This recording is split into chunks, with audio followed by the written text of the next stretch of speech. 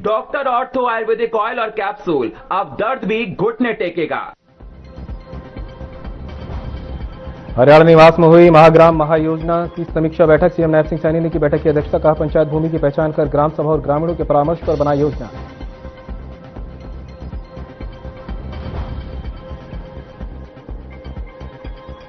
हरियाणा के आगामी बजट को लेकर सीएम सैनी की समीक्षा बैठक। बजट घोषणाओं और बड़े खर्चे की परियोजनाओं पर करेंगे मंथन। जनता के लिए तैयार होगा जनता का बजट।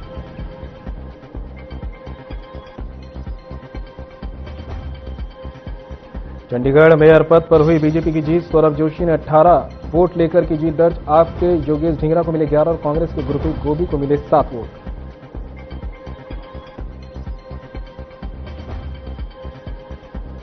पंजाब हरियाणा सचिवालय को बम से उड़ाने की धमकी सूचना के बाद पहुंचे पुलिस बल और बम स्क्वाड ने की तलाशी। कल चंडीगढ़ के स्कूलों को आए थे धमकी भरे मेल।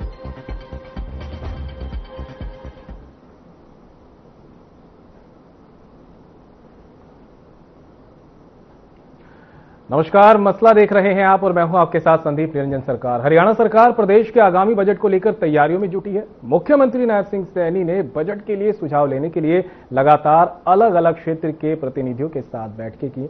मुख्यमंत्री का मानना है कि बजट जनता के लिए होता है, तो बजट जनता के सुझाव लेकर ही बने तो लोगों को इससे ज्यादा फायदा भी मिलेगा।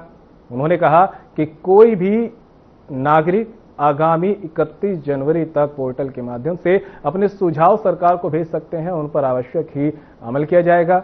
2026-27 के बजट को जो तैयार करने में एआई अहम भूमिका निभाएगा। 6 जनवरी को लॉन्च किए गए एआई आधारित ऐप के माध्यम से अब तक 9000 से ज्यादा सुझाव प्राप्त हुए हैं, जिनमें से मूल्यवान सुझावों को बजट में शामिल किया जाएगा।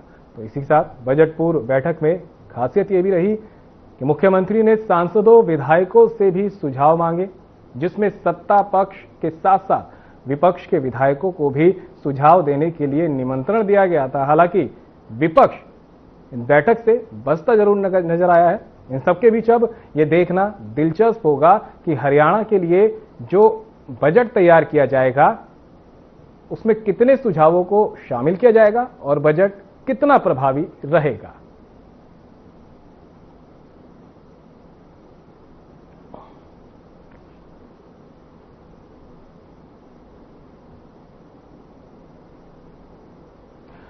तो इसी मुद्दे पर चर्चा करने के लिए हमारे साथ गेस्टों का पैनल भी जुड़ चुका है। बीजेपी से प्रवक्ता संदीप हिंदुस्तानी हमारे साथ जुड़ गए हैं, कांग्रेस से प्रवक्ता गुलशाद अली हमारे साथ जुड़ गए हैं और इनेलो से प्रवक्ता ओंकार सिंह हमारे साथ जुड़ गए हैं। आप सभी का बहुत बहुत आज की डेट में स्वागत है। संदीप हिंदुस्तानी, सबसे पहला सवाल आपसे लेना चाहेंगे कि जिस तरह से मुख्यमंत्री लगातार बैठकें कर रहे थे, प्री बजट पे चर्चा हुई है और आज भी समीक्षा बैठक हुई है, क्या लगता है कि जो बजट आगामी हरियाणा का आएगा वो इन सबका निचोड़ होगा और जनता को इससे कितना फायदा मिलने वाला है? देखिए, आपने देखा होगा मैंने मुख्यमंत्री जी पिछले 6 जनवरी से लगातार प्री बजट को लेके बैठकें कर रहे हैं।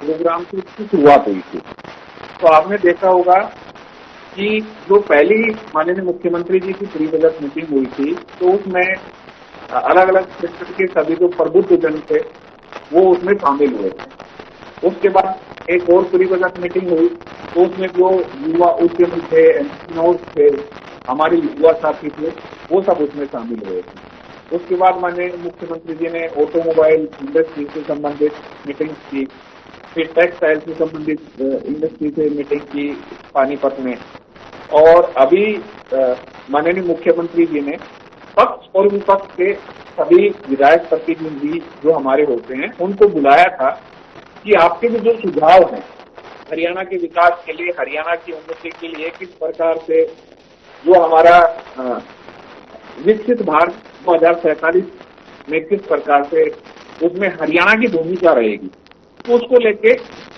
अलग अलग लोगों के सुझाव आए।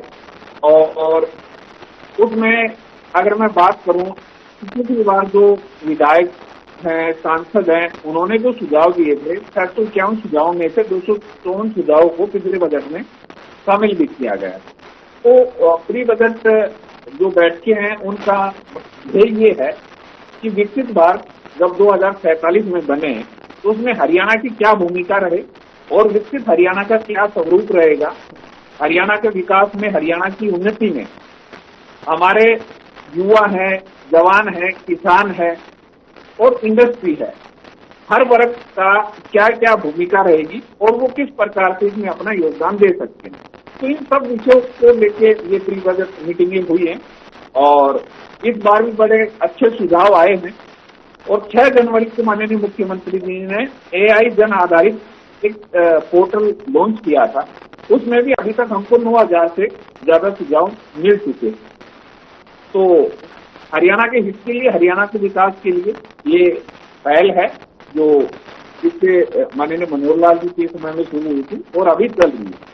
तो जब बजट आएगा हरियाणा का, तो हरियाणा की उम्मीदों का वो बजट रहेगा, हरियाणा की जनता के लिए बजट रहेगा, जिससे हरियाणा का वो बजट रहेगा। बिल्कुल संदीप, दूसरे मेहमान भी लगातार हमारे साथ जुड़े हुए हैं। गुलशाद, आपके पास आना चाहेंगे। इत्तेफाक रखते हैं कि जो बैठकें हो रही है लगातार मुख्यमंत्री कर रहे हैं, उनका जो बजट आने वाला है वो जनता के हित में होगा।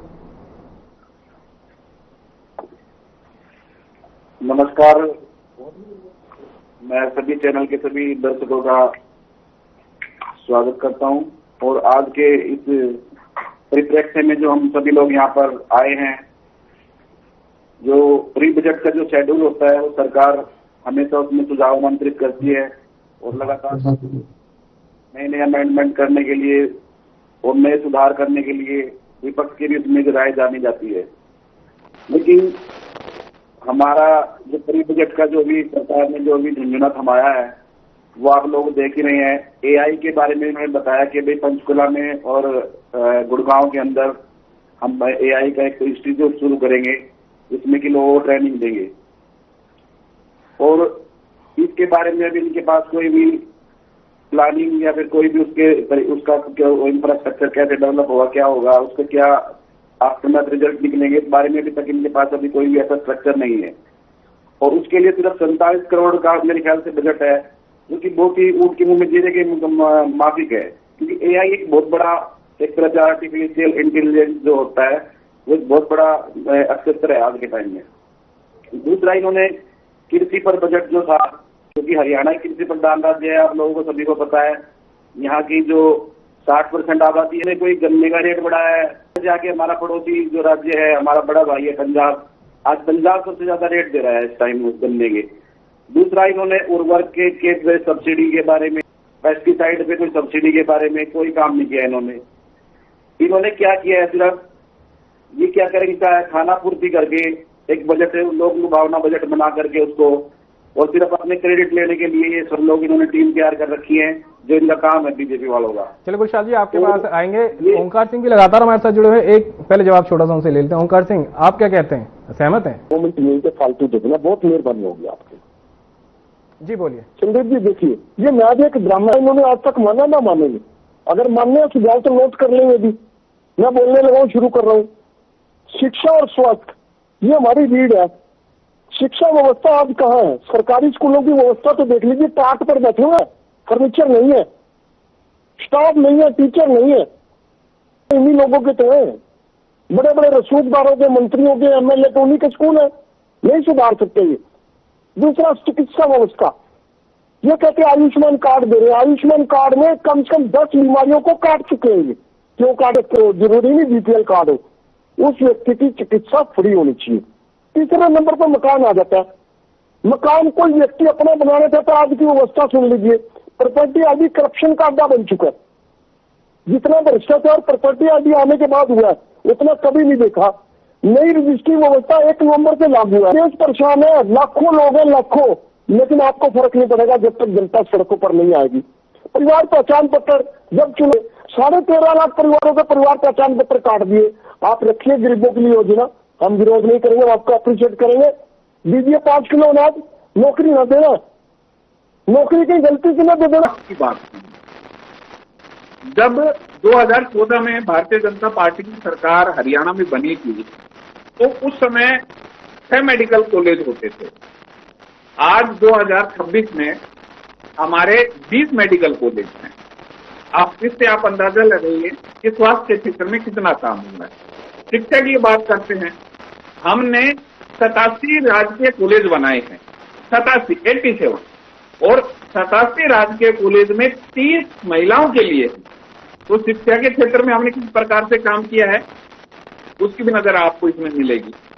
ये किसानों तो किसानों की हमारे कांग्रेस के साथी भी बता रहे एमएसपी देता है। आप बसरते विपक्ष में हो, लेकिन आपको तो गर्व होना चाहिए।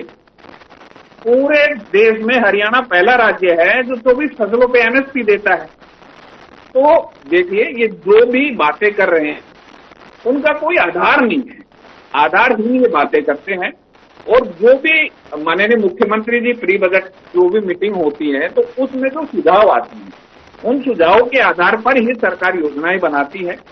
उन योजनाओं को बजट में बजट को लेके और ग्राउंड पे जब उतारा जाता है तो उसका फायदा होता है कि आज एक गरीब आदमी को आयुष्मान कार्ड से उसका इलाज हो रहा है। क्या इन्होंने कभी इसकी कल्पना की थी? क्या कभी इन्होंने कभी सोचा था? एक गरीब परिवार को आज 500 रुपए में गैस सिलेंडर मिल रहा है। क्या इन्होंने कभी सोचा था? उसका दर्द कभी इन्होंने सहन किया? आज बुढ़ापा पेंशन 3200 रुपया हो चुकी है। इनके समय में क्या थी? आज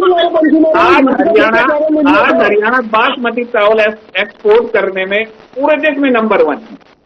क्या इनके समय में क्या स्थिति थी? आज हरियाणा 2 व्हीलर एक्सपोर्ट करने में पूरे देश में नंबर 1 है। इनके समय में क्या था? 4 व्हीलर एक्सपोर्ट करने में नंबर 1। इनके समय में क्या था? तो मेरा सिर्फ कहना यह है कि साथी हैं, इनको विरोध करने बशर्ते कीजिए, लेकिन ये जब एकांत में अपने आप से बात करते होंगे, अपने परिवार से भी बात करते होंगे, तो हरियाणा सरकार में 2014 से लेकर 2025 तक जो विकास की परियोजनाएं जिन सड़कों पे चलते थे, पहले सड़कें होती नहीं थी, गड्ढे थे, गड्ढों में सड़कें होती थी। आज इतने शानदार हाईवे बन चुके हैं, स्टेट हाईवे बन चुके हैं, नेशनल हाईवे बन चुके हैं। साथ ही रोजगार की बात कर रहे थे, अभी रोजगार नहीं देते। भैया आपके समय में रोजगार क्या स्थिति थी? रोजगार के आपने पैरामीटर बांध दिए थे। आपके समय में रोजगार के लिए सर्टिफिकेशन क्या थे? परिवारवाद, भाई भतीजावाद, क्षेत्रवाद, और उसके बाद फिर पर्चे और खर्चे। और इन सबको करके भी टोटल मिला के आपने कितने रोजगार दिए? 4 से 14 में सिर्फ 80,000 रोजगार दोबारा से आऊंगा। गुलशाद हमारी बहुत देर से अपनी बात रखना चाह रहे थे। गुलशाद जी, मैं देख रहा हूं आप बहुत देर से अपनी बात रखने की कोशिश कर रहे हैं, लेकिन मेरा एक सवाल है ये कि क्या सिर्फ कमियां निकालना ही जरूरी है? जब आमंत्रण दिया गया था तो कोई तो जाता ना, सुझाव देते।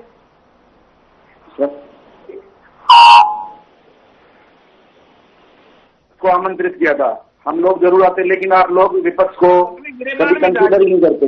आपके समय में क्या होता था? एमएसपी की बात कर रहे थे, आज क्या हो रहा है?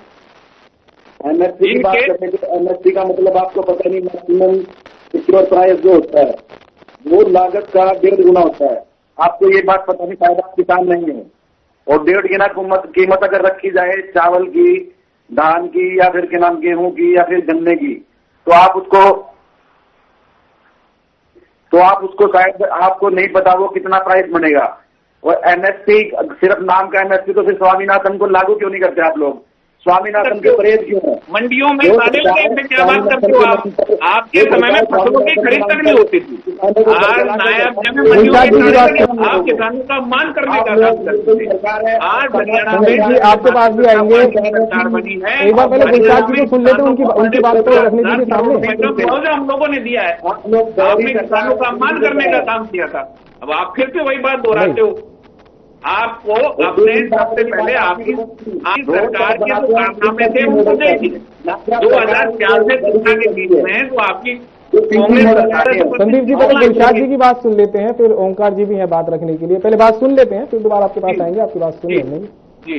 जी गुलशाद जी, आप लोग जो बात कर रहे हैं ना रोड ट्रांसपोर्ट की, आपके रोड जो है ना पीपी मॉडल के, ट्रिपल पी मॉडल से बने हुए हैं, जिसमें हम टोल टैक्स पे करते हैं, हमारा पैसा उस पर खर्च करके चलते हैं। आपकी जो सरकार जो रोड डेडिकेट करती है उनका हाल देखो आप। वहां पर सड़क के नाम पर सिर्फ केवल गड्ढे हैं। वहां पर आप जाओगे तो आपकी गाड़ियां एक तरह से कहीं भी फंस के खड़ी होती है। गाँव में जाके देखो आप, आपका इंफ्रास्ट्रक्चर, सीवरेज सिस्टम, सब जो वो तहसीलदार जो है वो अभी भी उसमें रेस्ट हुआ है, और आप लोगों ने उसको पंचकुला अटैच कर दिया है। ये आप लोगों का सुशासन है। ये दुशासन बाबू नायब सैनी जी जो है कि भाई मेरे तो चपरासी के कठपुतली सरकार है जनाब। ये जनता फेमस बीजेपी की सरकार। चलिए आप दोनों के पास आऊंगा। ओंकार सिंह जी भी बहुत देर से अपनी बात रखने के लिए बैठे हैं। पहले ओंकार सिंह जी की बात, एक बार ओंकार सिंह जी की बात सुन लेते हैं। ओंकार जी, स्टेटमेंट और झूठे आरोप लगा रहे हैं।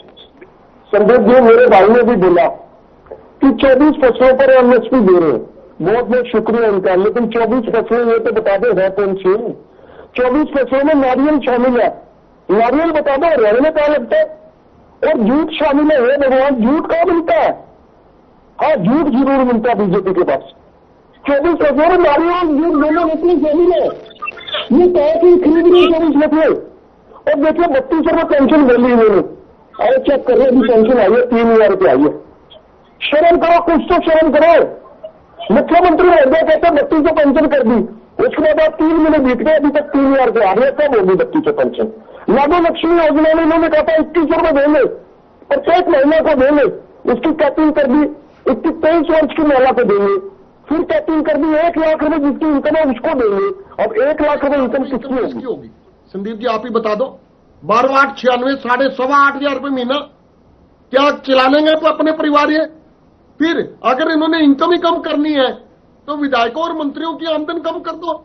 उनकी तो हर महीने बढ़ाने की कोशिश करते हैं, उनके तो खर्चे अभी बढ़ाए ताकि 5 स्टार होटलों में जाके अपनी रिहाइश कर सके, और गरीब आदमी की पेंशन काट रहे हैं। 3 लाख रुपए जिसकी इनकम होगी उसकी पेंशन काट रहे हैं। चौधरी देवीलाल जी ने पेंशन लगाई थी, इनकम का क्राइटेरिया नहीं लगाया था उसके ऊपर, क्योंकि आमदन जो है वो अलग चीज है। जो पेंशन है वो आश्रय का सहारा है, वो सहारा है पेंशन। आप उस सहारे को तोड़ने की कोशिश करते हो। 3 लाख रुपए के लिए पेंशन काट देते हो। ईडब्ल्यूएस की सीमा जो 8 लाख रुपए है, इनके आपस में विरोधाभासी क्या है? बीपीएल परिवार 1,80,000 रुपए बनता है, जो लाडो लक्ष्मी योजना वो 1 लाख वाले को मिलती है। ईडब्ल्यूएस की सीमा 8 लाख रुपए है ये, और पेंशन की सीमा 3 लाख रुपए। बताइए, 4 तरह के गरीब बना दिए इन्होंने एक ही प्रदेश में, 4 तरह के गरीब बना दिए। है कोई जवाब इनके पास? चलिए जवाब ले लेते संदीप जी। जी जवाब दीजिए, जवाब मांग रहे हैं ओंकार जी। मैं सिर्फ ये बताना चाहता हूँ। अब ओंकार जी को तो क्या बताएं, इनकी सरकार तो कहीं है नहीं, तो इनको क्या जवाब दें? जो कांग्रेस के साथी प्रवक्ता है उनको मैं बताना चाहूंगा, हिमाचल में इनकी सरकार बनी, आप जवाब तो इन्होंने जनता को गुमराह किया। 4 तरह के गरीब बना दिया आपने प्रदेश में। संदीप जी आप सुनिए, हिमाचल में इन्होंने जनता को गुमराह किया और कहा कि महिलाओं को। अरे हिमाचल का 2022 में कांग्रेस की सरकार बनी हिमाचल में, आज तक उनको 1500 रुपये उनके खाते में नहीं आई। हरियाणा में हिमाचल चले गए, हरियाणा में नायब सिंह सैनी जी के नेतृत्व में सरकार बनी, नायब सिंह सैनी जी के नेतृत्व में सरकार बनी। उन्होंने कहा 1 साल के अंदर अंदर हमने लाडो लक्ष्मी योजना को हरियाणा में शुरू किया और हमारी बहनों के खाते में रुपए आने शुरू हुए। बहनों के खाते में रुपए आने शुरू हुए। तो देखो, जब गरीबों के लिए योजनाएं बनती है, जनता के लिए जब योजनाएं बनती है, तो इनका गरीबी से और जनता से बड़ा विरोधाभास है। ये सिर्फ उनके वोट लेना जानते हैं, उनके लिए क्या छोटा छोटा सा जवाब आप सभी से, योजनाएं बनती हैं तो उसमें हमारे पास बहुत कम है, इससे बहुत छोटा छोटा सा जवाब आपसे चाहेंगे कि जो आगामी बजट है वो जनता की उम्मीद को कितना खरा उतरने वाला है। सभी से एक छोटा छोटा जवाब। मेरा संदेश की आप है कि देखो, पहले की जो सरकारी थी तो उसमें ये होता था कि ये कांग्रेस का बजट है, ये सरकार का बजट है। जब से बीजेपी की सरकार आई है हरियाणा में, माननीय मुख्यमंत्री नायब सिंह सैनी जी, तो आम जनता में ये करता है कि हरियाणा का बजट होगा, ये जनता का बजट होगा, ये जनता की खरा उतरने वाला बजट होगा। ये जनता ने आपका रिएक्शन बहुत जल्दी में ओंकार जी। ने योजनाओं का लाभ लिया है। बोतल नहीं होगी, शराब हुई पुरानी होगी। और दूसरी बात एक और कहना चाहूंगा, इसमें दाढ़ी से मूछें लंबी होंगी, क्योंकि इनके बजट के अंदर इस बार ब्याज और मूल की जो इन्होंने अदायगी करनी है, क्योंकि 4.5 लाख करोड़ कर्ज हो चुका है, वो इनकी योजनाओं से ज्यादा होगा। चलिए गुलशाह जी, आपका आखिरी जवाब जल्दी से, फिर उसके बाद समय सीमा हमारे पास बहुत कम है। छोड़ के हमारे हरियाणा के बारे में कम सोच के हिमाचल के बारे में सोच रहे हैं। क्या ये हिमाचल के ऑब्जर्वर है क्या? हिमाचल की सरकार की समीक्षा कर रहे हैं? भाई हरियाणा के मुद्दे पे आइए, हमारे जन स्वास्थ्य पे आइए, हमारे यहाँ हेल्थ पे आप लोग क्या खर्च कर रहे हैं, शिक्षा पर केवल आपने 12.7% का वो रखा है बजट, जो कि बहुत ही सबसे बड़ी बात है। आपने एक ऐसे आदमी शिक्षा मंत्री बना रखा है जो 10वीं पास है, एक अनपढ़ आदमी को आपने वो बना रखा है शिक्षा मंत्री। चलिए समय की पाबंदी हमारे पास है। आप सभी मेहमानों का बहुत बहुत धन्यवाद करना चाहूंगा, हमारे साथ डिबेट में जुड़े हैं और सभी ने अपनी बातें रखी हैं। तो मुख्यमंत्री नायब सिंह सैनी लगातार प्री बजट में बैठक कर रहे थे, लोगों से सुझाव लिए गए हैं, जो प्रतिनिधि हैं उनसे पूछा गया कि आगामी बजट कैसा होगा। हालांकि अब देखने वाली बात यही होगी कि जो बजट आने वाला है वो कितना जनता की उम्मीदों पर खरा उतरने वाला है। फिलहाल मसला में मुझे दीजिए इजाजत, नमस्कार।